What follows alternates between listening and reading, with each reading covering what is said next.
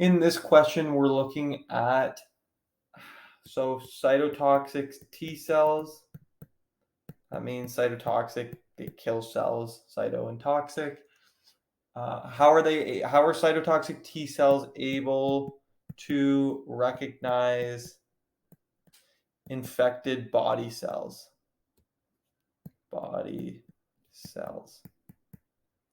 So the options are A, infected cell displays foreign antigen.